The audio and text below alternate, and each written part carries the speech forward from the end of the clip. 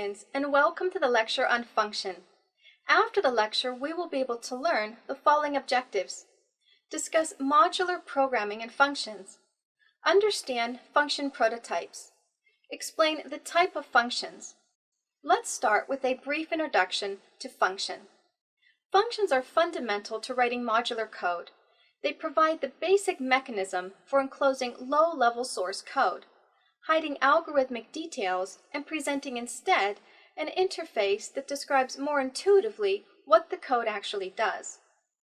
Functions present a higher level of abstraction and facilitate a divide-and-conquer strategy for program decomposition.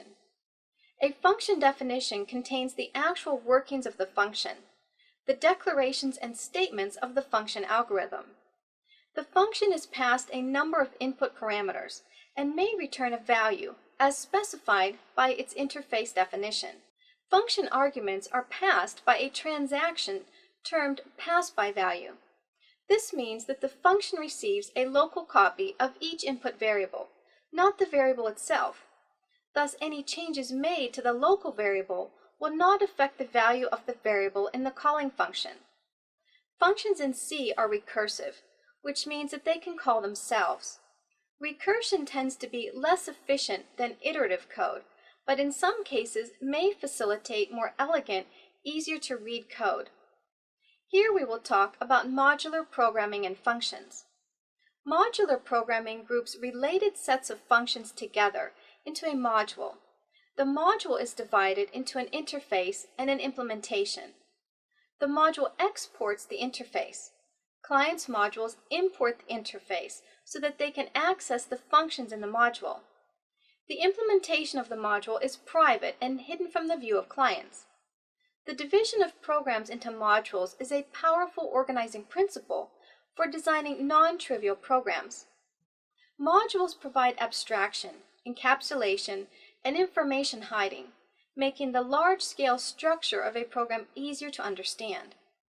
Modular programming. Programmers work with abstractions every day. An abstraction highlights the essential features of something while ignoring its details. An abstraction could encompass a piece of hardware, a software component, and so on. For example, a serial port can be abstracted to a pair of functions for reading and writing bytes to the port. The details of the UART, Universal Asynchronous Receiver Transmitter, its registers and addresses are suppressed. Implementations. Listing 1 is the implementation of an example module name. First, the module lists its dependencies on other modules. It imports the interfaces to the modules that it uses. This is done with the C preprocessor #include directive. The module uses the modules X and Y. The implementation of Z also includes its own interface definition. This allows the compiler to verify that the module's implementation matches its advertised interface. Listing 1, Implementation. Look at the screen to understand the implementations.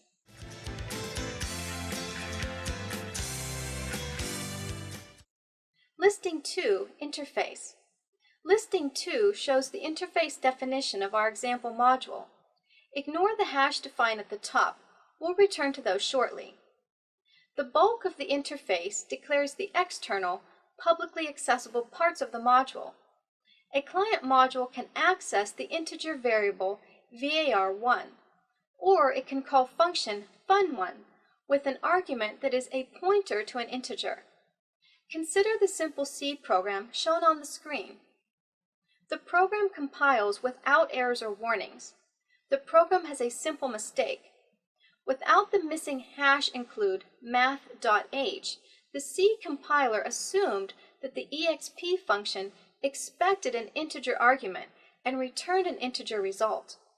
The addition of function prototypes to C made it possible to avoid mistakes like this.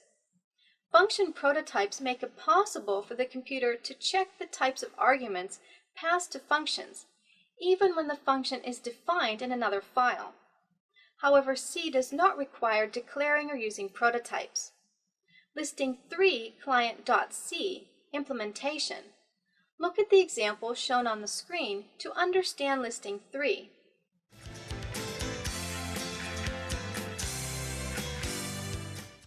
Look at the hash define in interface definition that we skipped earlier. The hash define for fun1 will cause any use of fun1 to be replaced with zfun1. Note that the hash define is strategically placed before the prototype for fun1. Consequently, the prototype is for a function named zfun1. Since the module interface gets included in the module's implementation source file, the actual function definition will be zfun1. When z.c is compiled, the function will be named zfun1 in the object file. If a client module fails to import the interface definition for z, its use of fun1 will compile to fun1. Need of user-defined function. C functions can be classified into 2 categories: library functions and user-defined functions. The difference between these 2 functions is library functions are already built in and we need not write its code, whereas a user function has to be written to get it executed during the output. However, the user-defined functions can become a part of the C library. In fact, this is one of the strengths of C language. Look at the syntax shown on the screen.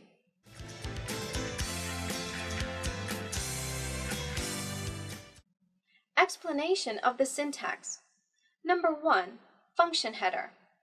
The first line in the given syntax is known as header function. The function header consists of 3 parts: function type, function name, and the function parameter list. Function type. This may consist of the data types that we use. For example, float, int, double, whatever according to your needs. Function name. This may consist of any variable that is suitable for a user's understanding. For example, if you have made a user-defined function for factorial, then use fact, and if for simple multiplication, then mul. Parameter list. It declares the variables that are to be used in the function and that are going to be called in the program. Number 2, function body. The function body contains the declaration statement necessary for performing the required task. The body enclosed in braces contains 3 parts: a return statement that returns the value evaluated by the function. It's shown on the screen.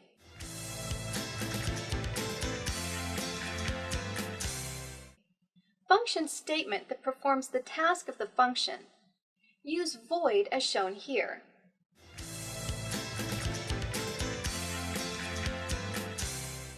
Local declaration that specifies the variable needed by the function. Look at the screen to understand it.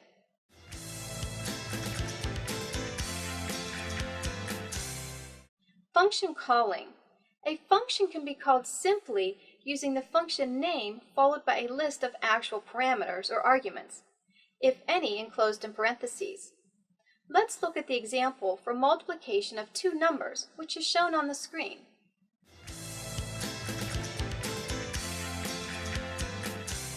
Hi, and welcome to the first part of our discussion on modular programming. Systems are rarely designed by one person, and even if they are, it's good practice to make a product modular. A radio has several modules: the antenna, the tuner, the demodulator, the preamp, the amplifier, etc. A sustainable energy system has solar panels, a wind turbine, inverter, charge controller, battery banks. All of those are designed separately and independently, and then they're put together to form a complete system. Modular design allows us to break a big problem up into smaller, more manageable pieces. We can design, build, and test each module independently of the others. From this point on, all the programs you write will be modular, so it's important that you understand this material. So let's take a look at how software can be written in a modular fashion. Modular programs consist of several modules called functions. In other programming languages, they might be called subroutines or procedures. In C, we call them functions. So we'll take a look at a fairly simple program, one that converts Fahrenheit to Celsius, and see how the modules work together.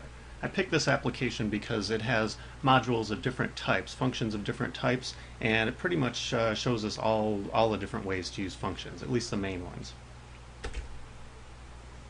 So if we take a look at this, we have a main program here called the Fahrenheit to Celsius program, and we have three functions built into this main program. We have a function called getInput, a function called convert, and a function called displayResult. Here's what the program looks like when you write it in C. Okay, it's going to look a little Greek right now, and of course in C it would be one continuous, straight down the page type of program. I picked this application also because it's kind of small, and I apologize for the small print, but I wanted to get everything on one screen so that you could see all the whole thing operating at once.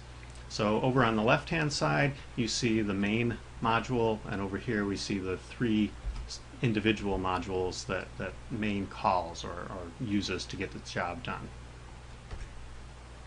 So over here is the main function. Okay, you've all seen void main with an empty set of parentheses, so that's our main function. And in the main function calls three other functions to do the actual work. You can think of the main function as kind of like a manager who delegates responsibility. The manager oversees the whole thing, and these are the ones that actually do the grunt work. They get down and dirty and do the actual stuff. So these are the functions that the main function calls. So we have a function called getInput, a function called convert, a function called display. So let's look at the big picture of the main function. We'll ignore the guts of the other functions for now. So let's take a look here. We've got, well, you already know about variable declarations inside of main. Okay, so here we have a function that says get the input and assign it to a variable called Fahrenheit. Here's a function that says convert the Fahrenheit value into Celsius. So take Fahrenheit, convert it, and assign the result to Celsius. And here's something that says display the result in Celsius. Okay, notice that with some good names here, I don't even have to put any comments. It's self-documenting code. Okay, so when you look at it as a big picture, it doesn't look all that complicated. This is why we break up programs into functions. It makes big programs manageable. So once we write the main function, we can look at the details of how the other functions will work. So we'll trace through the program to begin with as it executes, and I'll describe the parts, ignore other parts, okay? Eventually we'll discuss everything, but we'll just do it a little piece at a time. So in here we have a couple of variables that are declared inside of main, so they're only known inside of main, and these are called Fahrenheit and Celsius. Float means that they're floating point numbers. That means they can deal with a decimal point. Okay, here's an assignment statement when we call the getInput function. So we have the function name, and its result will be assigned to the variable called Fahrenheit. Remember that an assignment statement has usually a variable or a port on the left and some kind of an expression or a value on the right. In this case, it's an expression. It's even a function call. Okay, this is the getInput function that actually does it. So when it encounters this statement, when the main function is executing and it encounters this statement, the first thing it does, this is a call to the getInput function. So the first thing that happens is main goes up to the getInput function and starts executing here. GetInput has a local variable called input, okay, also a floating point number. Don't worry too much about the printf and scanf. We won't be using these in our programs, but these are built-in C functions that print something on the screen and read from a keyboard. Let's now learn about function prototypes. A function prototype is a function declaration that specifies the data types of its arguments in the parameter list. The compiler uses the information in a function prototype to ensure that the corresponding function definition and all corresponding function declarations and calls within the scope of the prototype contain the correct number of arguments or parameters, and that each argument or parameter is of the correct data type. Old style. Functions can be declared implicitly by their appearance in a call. Arguments to functions undergo the default conversions before the call. The number and type of arguments are not checked. Prototype style. Functions are declared explicitly with a prototype before they are called. Multiple declarations must be compatible. Parameter types must agree exactly. Arguments to functions are converted to the declared types of the parameters. The number and type of arguments are checked against the prototype and must agree with or be convertible to the declared types. Empty parameter lists are designated using the void keyword. Ellipses are used in the parameter list of a prototype to indicate that a variable number of parameters are expected. Going over functions quite a bit the last few lessons, and you may have been messing around with the functions, those two that we had above main, and you may have moved them below main or something, and if you did that and then you build and run, you get errors. And you may be saying, why am I getting these errors? I have all the code right, I just moved them. Well, yes, you had all the code right, but you didn't in a way, because you didn't use a function prototype. And what are they? Well, they inform the compiler that it will eventually see the function, because you're delegating part of the responsibility of main off to this other function. So it needs to know that there's going to be a function there to run what main is depending on it to run. So if this is the function, void spend dollar, double dollars, and then everything inside the braces, the function prototype is void spend dollars, parentheses, double dollars.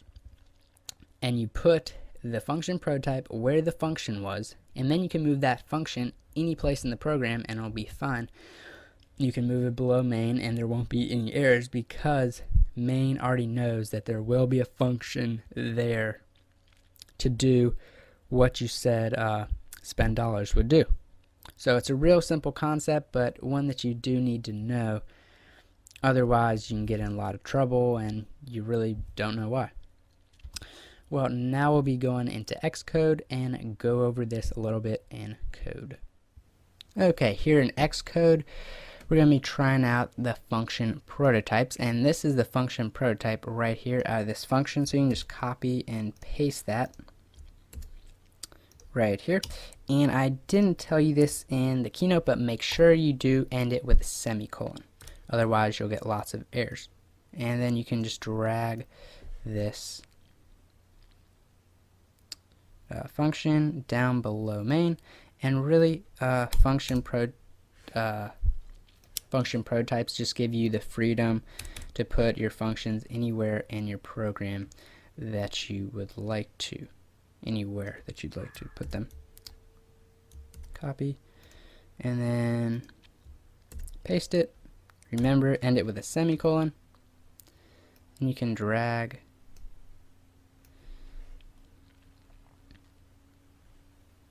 it down below.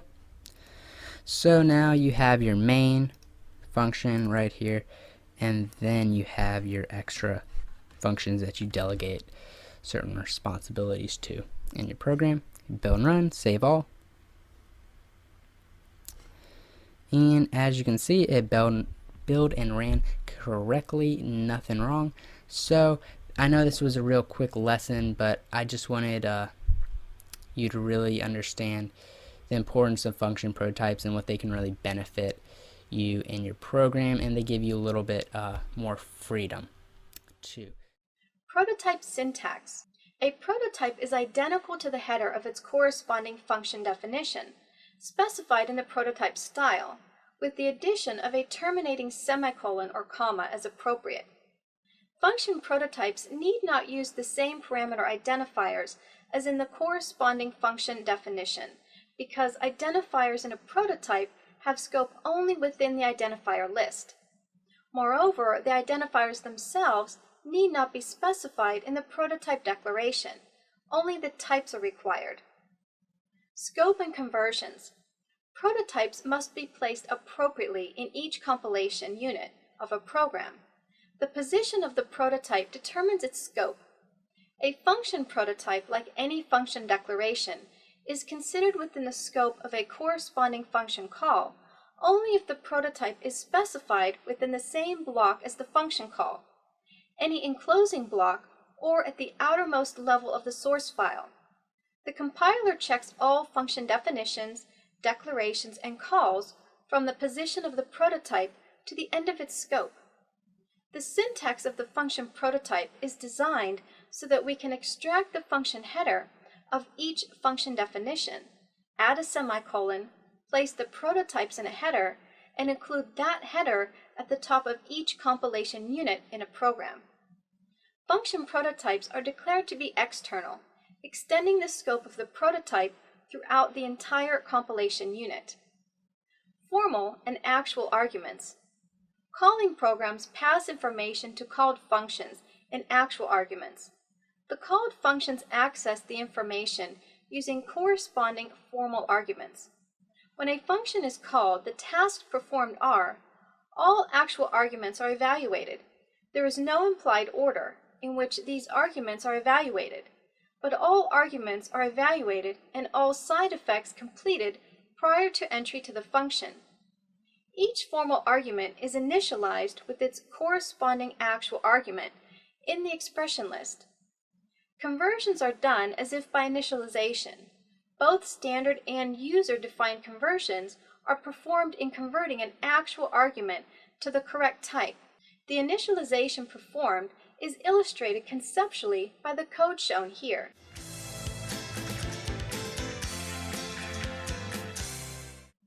Now we will discuss the types of functions.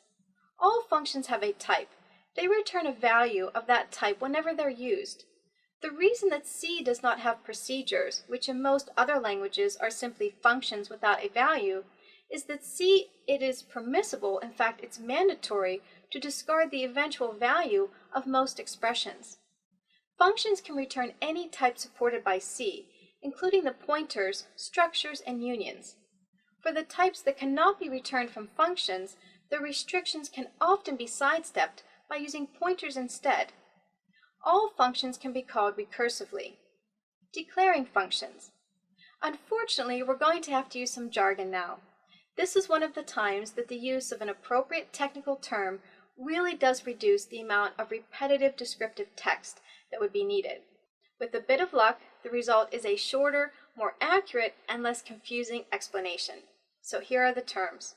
Declaration, the point at which a name has a type associated with it. Definition, also a declaration, but at this point some storage is reserved for the named object. The rules for what makes a declaration into a definition can be complicated, but are easy for functions. We turn a function declaration into a definition by providing a body for the function in the form of a compound statement. Formal parameters. These are the values used as arguments when the function is actually called. In other words, the values that the formal parameters will have on entry to the function. The terms parameter and argument do tend to get used as if they were interchangeable, so do not read too much into it if we see one or the other in the text. For example, you might be intending to use a function in a private library called, say, AAX1. Now look at the screen to see how it should be used.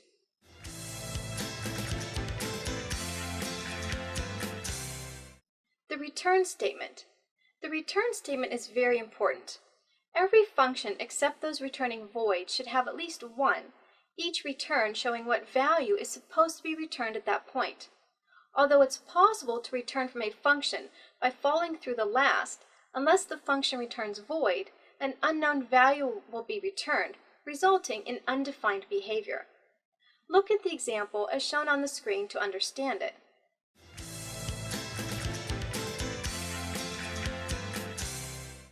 Arguments to functions. Before the standard, it was not possible to give any information about a function's arguments, except in the definition of the function itself. The information was only used in the body of the function and was forgotten at the end.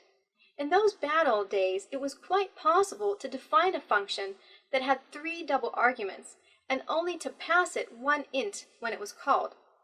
The program would compile normally, but simply not work properly. It was considered to be the programmer's job to check that the number and type of arguments to a function matched correctly. Look at the example and use of function with arguments as shown on the screen.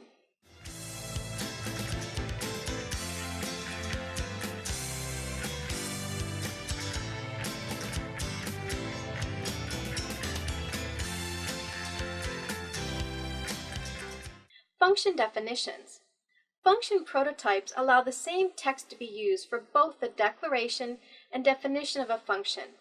In either a definition or a declaration of a function, it serves as a prototype if the parameter types are specified. The old C syntax for the declaration of a function's formal arguments is still supported by the standard, although it should not be used by new programs. Look at the function shown on the screen. Because no type information is provided for the parameters at the point where they are named, this form of definition does not act as a prototype. It declares only the return type of the function. Nothing is remembered by the compiler about the types of the arguments at the end of the definition. Now in the end, let us summarize what we have learned in this lecture. A function definition contains the actual workings of the function, the declarations and statements of the function algorithm. Functions in C are recursive, which means that they can call themselves.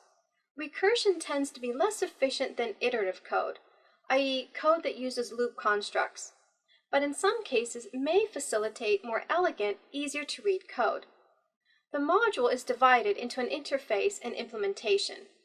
The module exports the interface. Clients' modules import the interface so that they can access the functions in the module. The interface definition has a list of functions and data structures to export, as well as the declarations of these functions and data. These are the only parts of a module that clients can use. Library functions are already built in, and we need not to write its code, whereas a user-defined function has to be written to get it executed during the output.